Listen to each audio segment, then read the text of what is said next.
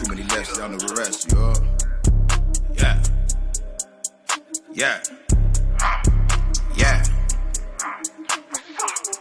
My niggas lippy gon' talk about it. Drop me a potty, put chalk around it. Back to that money, hundreds and hundreds and hundreds and hundreds. Let's talk about it. Pull up in the corners, I'm double parking. Step in the spot, you know who ballin'. Too many lefts, you know about the gang. I stay with the triple, no run up on me.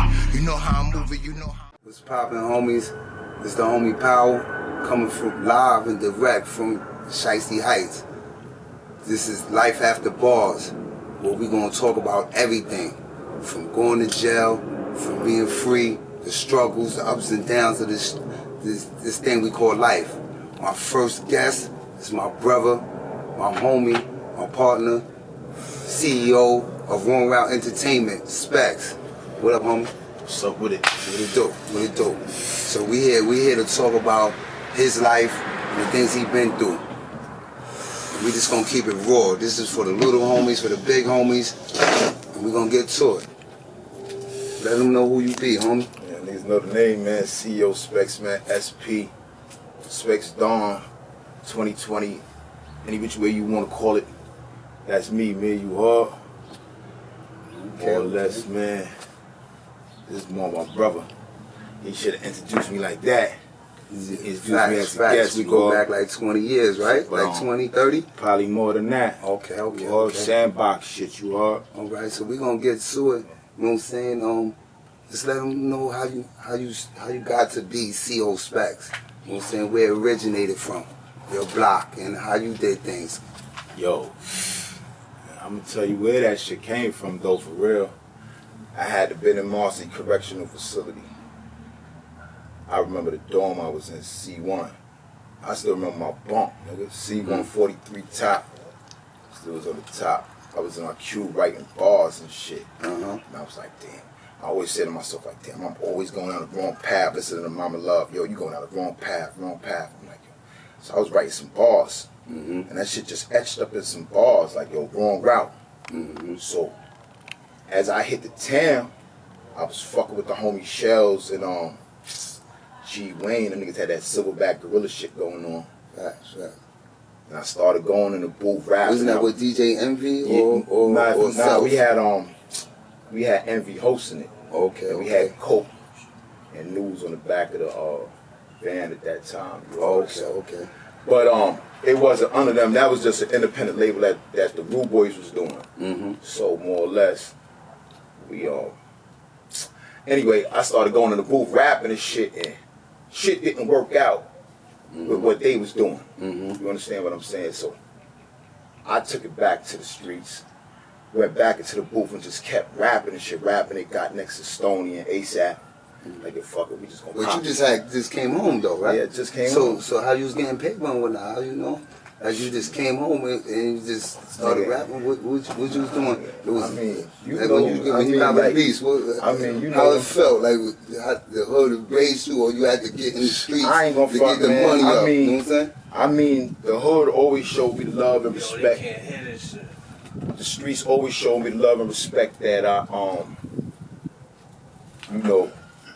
deserve out of me being the type of person that I am. You understand what I'm saying? So when I came home, the streets latched on.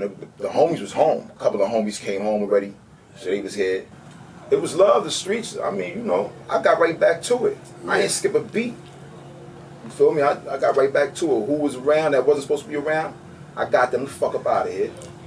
And I got right back to it.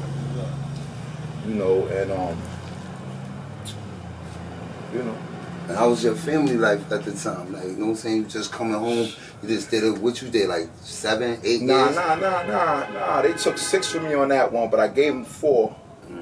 They really had 5 because I lost one, but I got it back.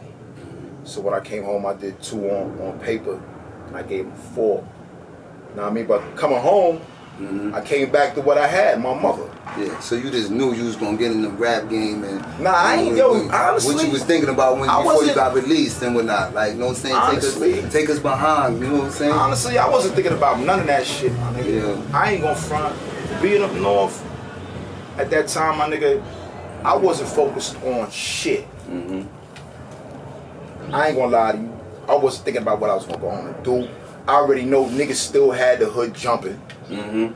So I already knew that. So I was like, yo, when I get home, I'm just gonna get back to what the fuck I know.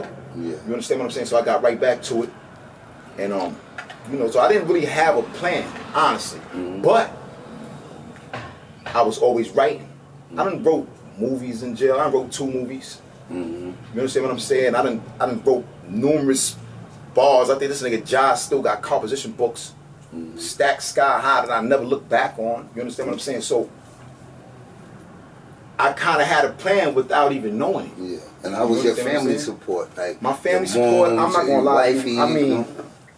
I'm gonna tell you when I went to jail. Unfortunately, I went to jail for some asshole shit. You know what I mean? I actually went to jail for something I didn't do. You understand what I'm saying? So being in jail, I went to jail when I was 18, 19. Wifey, person I thought would have been the one to hold me down was gone. So that shit was out the question. All I had again was my mama.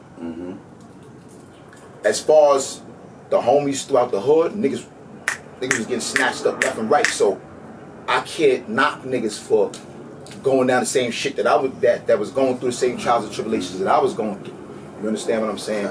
So I really wasn't looking for support from my niggas like that. I had my moms, my brothers, them niggas would pull up. You know what I mean? But I get a couple letters from the homies and shit.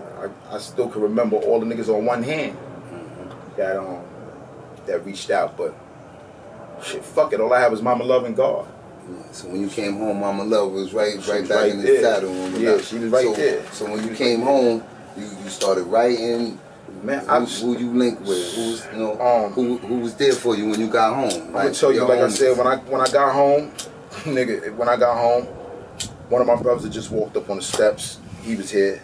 I mean, one round JB. Let me see.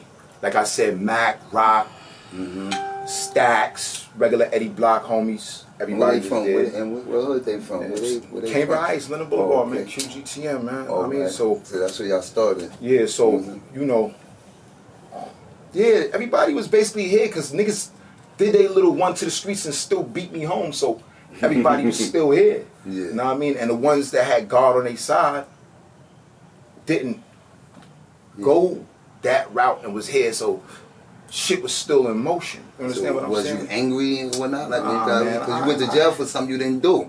So, you know what I'm saying? Bro, we don't really want to get into that. You know what I'm saying? We don't want to get into that, but I mean, you know. Yeah, that you didn't feel some type of way. Let me tell you something. I felt a lot about that whole situation because I went to jail for something I didn't do. I lost 6 years of my life for something I didn't do.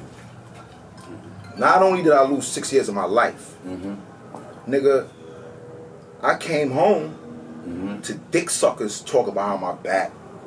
Like, a lot of niggas I ain't gonna violate because niggas done passed on. But I done came home to dick suckers that would never say it to my face, but would say shit that they didn't know. Yeah. You know what I mean? Niggas always throw stones at the king, you feel me? Yeah, so, facts. at the end of the day, when I started hearing shit, I'm like, yo, who said that though? Nah, yo, bro, we ain't gonna tell you. But niggas what was like some of the things that they was saying? Saying, like, niggas saying like I stacked 9s on the case, and I'm like, yo, hold on. Bro, first of all, in order to stack 9s on the case, right, motherfucker would, you know, have to go to jail for that, right? The person that committed the crime, right? Yeah. Like, this shit is no secret to anybody in the hood who actually did it. We ain't gonna talk about that. Shout out to him. You could have sent me a letter, socks, t-shirts, something. Anything. But this so the audience understand clearly what stacking 9s is somebody snitching on somebody. That's somebody snitching on somebody. You understand what I'm saying? And yeah, we don't do that around here. But when you heard this, how did you address it? Bro, niggas would never tell me who said what. It'll always be, yo, so niggas would say, yo, the homie's sitting up longer than you. You came home before the homie. Ooh. I say, yo, bro, let me tell you something, P. I could laugh at that because everybody knew who it was. If I was stacking 9. Yeah. Too many lefts down the rest, yo. Yeah. Yeah. Yeah. My niggas lit, we gon' talk about it. Drop me a body, put chalk around it. Bags of that money, hundreds and hundreds and hundreds and hundreds, let's talk about it. Pull up in farmers, I'm double parking. Step in the spot, you know who ballin'. Too many lefts, you know about the gang. I stay with the triple, no run up on me. You know how I'm moving.